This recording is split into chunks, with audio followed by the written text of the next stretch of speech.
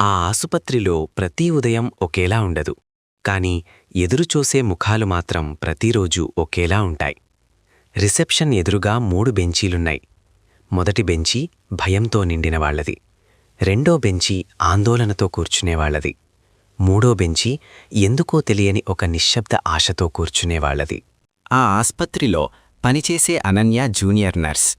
చేతుల్లో పనివేగం, కళ్లలో గమనింపు. ఆమెకు ఒక అలవాటుంది. డ్యూటీకి వెళ్లే ముందు ఆ మూడో బెంచ్ వైపు చూడటం. ఎందుకంటే అక్కడ ఎప్పుడూ ఒక చిరునవ్వు కనిపిస్తూ ఉంటుంది. ఆ చిరునవ్వు ఒక వృద్ధుడిది. పేరు రమేష్ బాబు. తెల్లచొక్కా, సాధారణ సంచి, చేతిలో పాత డైరీ. ప్రతిరోజూ ఉదయం 8కే వచ్చి మూడో బెంచ్లో కూర్చుంటాడు. ఎవ్వరితోనూ మాట్లాడడు. కాని నవ్వు మాత్రం ఎప్పుడూ ఉంటుంది. అనన్య ఒకరోజు రిసెప్షన్ అమ్మాయిని అడిగింది, ఆ తాతగారు ఎవరికోసం వస్తారు అని. ఆమెనకు ఎవరో తెలియదు, ఎప్పుడు కూడా పేరు కూడా అడగలేదు అంది. అనన్య ఆశ్చర్యపోయింది. ఎవరికోసమని తెలియని ఎదురుచూపు ఎలా ఉంటుంది? ఒకరోజు అనన్యకు రికార్డులు తీసుకెళ్లే పని వచ్చింది. వృద్ధుడు తన డైరీలో ఏదో రాస్తున్నాడు. అనన్య నవ్వి అతడిని ఇలా అడిగింది, తాతయ్య, రోజూ ఏం రాస్తారు? అతడు కళ్ళెత్తి చూశాడు. ఈరోజు ఎంతమంది నవ్వారో అన్నాడు. అనన్య నవ్వు ఆగిపోయింది. అతడు డైరీ తెరిచాడు. ప్రతి పేజీలో చిన్న గీతలు. ఒక్క గీత అంటే ఒక చిరునవ్వు అన్నాడు.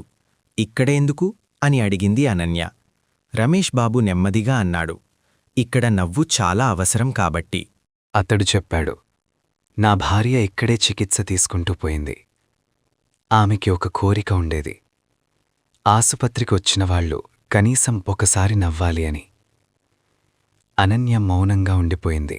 అనన్య ఆ రోజు నుంచి ఒక చిన్న పని మొదలుపెట్టింది. ఇంజెక్షన్ ముందు ఒక మాట, బ్యాండెడ్ వేస్తూ ఒక జోక్. మెల్లగా మొదటి బెంచ్ ముఖాలు మారాయి. రెండో బెంచ్ నిశ్శబ్దం తగ్గింది. కొన్ని రోజులకు మూడో బెంచ్ ఖాళీగా లేదు. పిల్లలు, అమ్మలు, వృద్ధులు అందరూ అక్కడే కూర్చుంటున్నారు. రమేష్ బాబు దూరంగా నిలబడి చూస్తున్నాడు. ఒక ఉదయం అనన్య మూడో బెంచ్ వైపు చూసింది. రమేష్ బాబు లేడు. మధ్యాహ్నం రిసెప్షన్కు ఒక కవరొచ్చింది. అందులో ఒక డైరీ.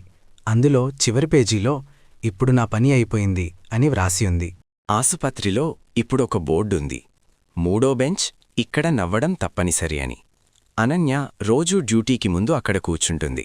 ఒక్క నిమిషం చిరునవ్వుతో. ఆ ఆస్పత్రిలో మందులు మారుతాయి, డాక్టర్లు మారుతారు. కాని ఒక విషయం అలాగే ఉంది. చిరునవ్వు కూడా ఒక చికిత్సే. కరుణకు ఖర్చుండదు. చిన్న చిరునవ్వు పెద్ద భయాన్ని తగ్గించగలదు. మనం వెళ్తూ